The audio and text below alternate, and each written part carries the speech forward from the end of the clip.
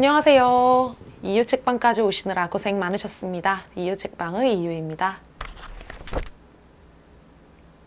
네, 여러분 안녕하세요. 오늘은 조금 무거운 소재를 다루고 있는 소설 한 편을 가지고 왔습니다. 이 책에 다루고 있는 소재는 바로 형제복지원에 관련된 것인데요. 형제복지원, 여러분들도 많이 들어보셨을 거라고 생각합니다. 1975년부터 1987년까지 또는 그 이후까지 한국 역사상 가장 최악의 인권 유린 사건으로 기록되는 형제복지원 사건. 저도 알게 된 지는 얼마 안 된 것 같아요. 사실 이전부터 형제복지원이라는 명칭은 많이 들어봤지만 자세히 머리에 각인이 남았던 거는 몇 년 전이었거든요. 사실 여러 TV 프로그램들에서도 이 사건에 대해서 다루고 있고 하기 때문에 그래도 이제는 좀 많이 익숙해진 사건. 많은 사람들이 그래도 어느 정도 알 수 있을 법한 사건이라고 생각하는데 많은 사람들이 그렇겠지만 이러한 사건을 듣고 나면 굉장히 분노하고 반짝 관심을 갖게 되죠. 하지만 이게 시간이 흐르고 나면은 또 자신의 삶을 살아가느라 또 그 외에 다양한 많은 사건들이 일어나느라 잊게 되는 것 같습니다.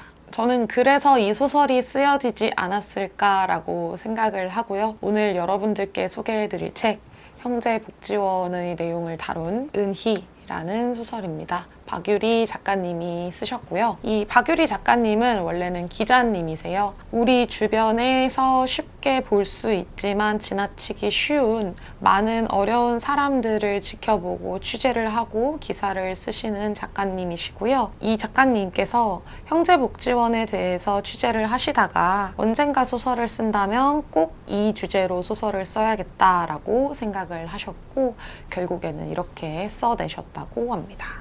이 책의 줄거리를 간단하게 한번 먼저 말씀드려보자면 준이라는 인물과 미연이라는 인물이 은희라는 인물의 행적을 찾아 나서는 소설이라고 보시면 돼요. 이 은희라는 인물은 이미 죽은 인물이고요. 이전에 형제복지원에 수용이 되었다가 원치 않게 임신을 하고 아이를 해외 입양을 보낸 후에 생을 마감하게 된 18살의 어린 소녀입니다. 이 준이라는 인물은 이 은희가 낳은 자식 이고요. 미연이라는 인물은 이 은희가 마지막으로 생을 마감하는 것까지 지켜본 최후의 인물이라고 말씀드릴 수 있을 것 같아요. 폴란드로 입양을 간 준은 어느 날 의문의 편지를 받게 되고요. 그 편지를 통해서 자신의 어머니 은희라는 인물에 대해서 궁금증을 갖게 됩니다. 그래서 한국으로 향하고 한국에서 미연과 병호라는 인물을 만나게 돼요. 이 병호라는 인물은 이전 형제복지원의 수의로 일을 하고 있었던 어떠한 남자의 아들이고요. 이 미연이라는 인물은 형제복지원에서 수용되었다가 탈출한 그리고 그 탈출한 사람들 속에서 어떻게 보면은 가장 정상적이라고 표현이 되는 삶을 살고 있는 인물입니다. 하지만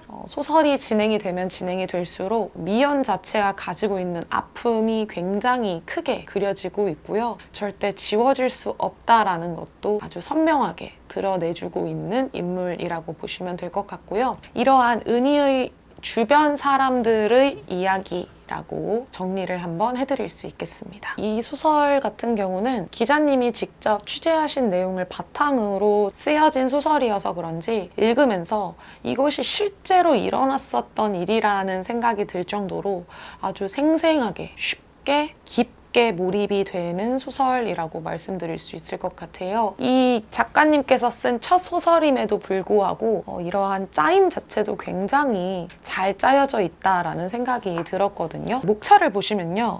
중간중간에 은수의 기억, 방인곤의 기억처럼 각각의 제목이 쓰여져 있는 장들이 있어요. 이 장들은 굳이 없다고 해도 이 소설 전체의 내용을 이해하는 데 어렵지 않습니다. 하지만 이 소설의 전체적인 내용을 조금 더 풍부하게 만들어주고 우리가 조금 더 분노할 수 있고 우리가 조금 더 마음 아파할 수 있는 그러한 중요한 사건들을 다루고 있는 장이라고 보시면 될 것 같고요. 이러한 장들이 껴있기 때문에 읽으면서 이것이 실제로 일어났던 일인 것 같아 라는 착각을 불러일으킬 수 있게 해주거든요. 그래서 저는 이 소설의 구성 자체도 굉장히 잘 짜여져 있지 않나 라는 생각을 했고요. 이 소설 자체는 작가님이 인터뷰에 인터뷰에서도 말씀하셨다시피 이 형제복지원이라는 사건을 고발하는 내용의 소설은 아닙니다. 그렇다면 과연 어떠한 소설일까에 대해서 제가 생각을 해봤는데 이 소설의 구절 중에 이러한 부분이 있어요. 우리는 쉽게 잊혔습니다 라는 구절이 있는데요. 이것이 이 소설을 딱 축약할 수 있는 한 문장이 아닐까라는 생각을 했습니다. 물론 그 외에도 굉장히 다양한 문장들이 있었지만 저한테는 이 문장이 다가왔던 이유는 이 소설 속에서 병호라는 인물 같은 경우는요, 잊혀져가는 사건을 자꾸자꾸 파헤쳐서 수면 위로 올리고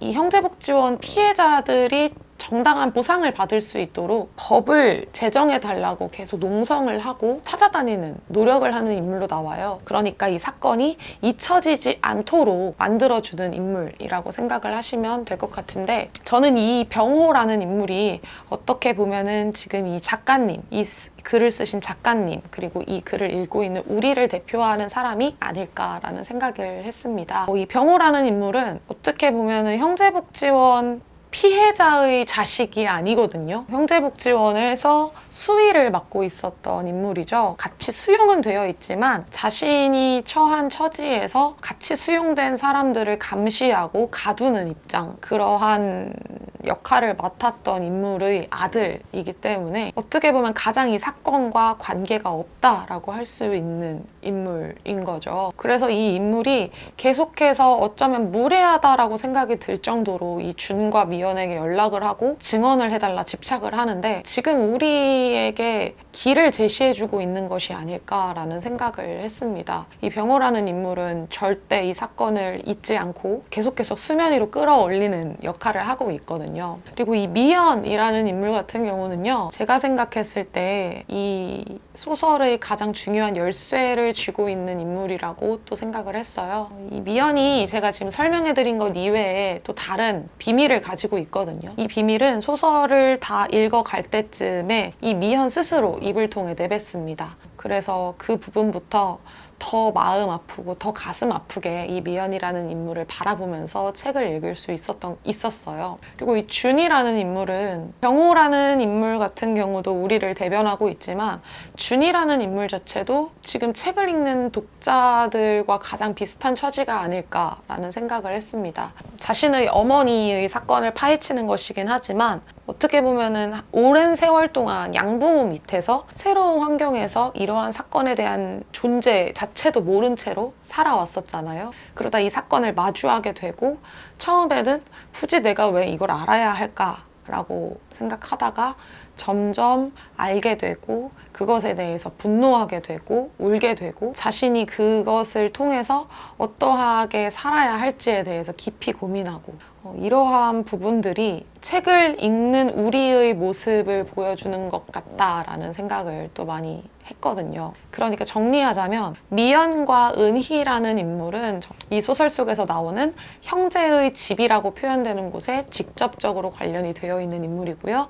이 병호와 준 같은 경우는 관련성은 조금 떨어지지만 책을 읽고 있는 우리 독자들의 마음, 그리고 독자들이 앞으로 어떻게 행동을 했으면 좋겠는지 다양한 갈래길을 보여주는 인물들이 아닐까라는 생각을 했습니다. 이 소설을 읽고 나서는요, 제가 지금까지 형제복지원이라는 사건에 대해서 이야기를 하는 프로그램을 봤을 때와는 사뭇 다르게 훨씬 더 피부로 와 닿았던 것 같아요. 이전에 형제복지원에 대해서 들었을 때는 그저 분노하고 말도 안 돼 라고 생각을 했는데, 이 소설을 통해서 읽고 그 인물들의 심리에 대해서 계속 몰입을 하고 다음 장을 넘기고 다음 장을 넘기다 보니까 이 인물들의 고통이 훨씬 더 많이 와 닿았고 몰입이 되어서 굉장히 분노하면서 이 사건이 절대 잊혀져서는 안 되겠다라는 생각을 했거든요. 왜냐하면 실제 있었던 형제복지원의 원장이 제대로 된 처벌을 받지 않았어요. 그리고 이 소설 속에서 형제의 집의 원장으로 나오는 인물도 제대로 된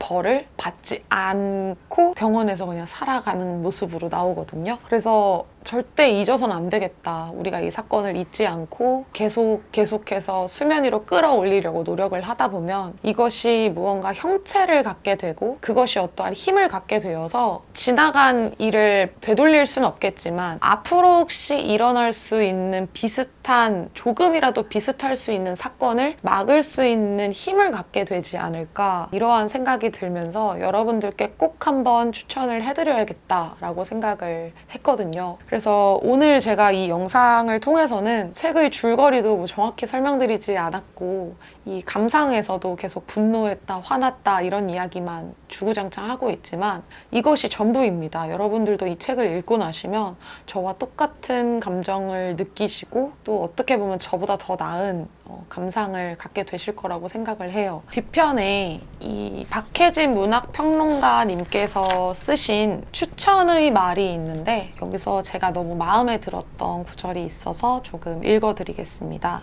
형제복지원 생존자 미영과 엄마의 삶에 은폐된 진실을 알고자 하는 아들 준이 은희의 죽음을 둘러싼 암흑의 핵심에 다가갈수록 사건에 연루된 자들의 기억은 모아지고 소설은 점차 형제복지원에 대한 거대한 기억의 물질이 되어간다. 불행은 기억을 가진 자들만의 것으로 남아야 한다는 생각은 틀렸다. 그것은 기억을 가지지 않은 자들의 것이기도 해야 한다. 은희는 우리에게 불행을 선사한다. 그러나 이 불행에 동참함으로써만 우리는 가까스로 30년 전과 다른 존재로 거듭날 수 있다. 소설 자체는 정말 고통스럽습니다. 읽으시면서 많이 고통스럽고 무겁고 어두워지실 거라고 생각하는데요. 언제나 우리가 밝은 부분만 보면서 살 수는 없잖아요. 어두운 부분을 알고 또 그 부분을 계속 생각하고 알려나가고 그 부분에 대해서 계속 개선을 해 나가야만 우리가 이전에 있었던 불행한 일들 그리고 어두운 일들을 반복하지 않을 수 있다라고 생각을 해요. 이 책이 바로 그런 발걸음의 시작이 아닐까라는 생각을 했고요. 여러분들께 이 책 꼭 한번 읽어보시라고 말씀 다시 한번 드리고 싶습니다. 네, 그럼 오늘 영상 여기까지 할 거고요. 오늘은 좋아요, 구독, 알림 설정 다 괜찮으니까요. 이 책 한번 꼭 읽어봐 주셨으면 좋겠고요. 그리고 이 책을 읽으신 후에 형제복지원이라던가 그 외에 우리의 마음을 많이 아프게 했던 말도 안 되는 불합리한 사건들에 대해서 생각을 하면서 어떻게 하면 우리가 더 좋은 방향으로 나아갈 수 있을지 생각하는 하루가 되시길 바라겠습니다. 오늘 영상 끝까지 시청해 주셔서 감사하고요. 그러면 다들 조심히 내려가세요.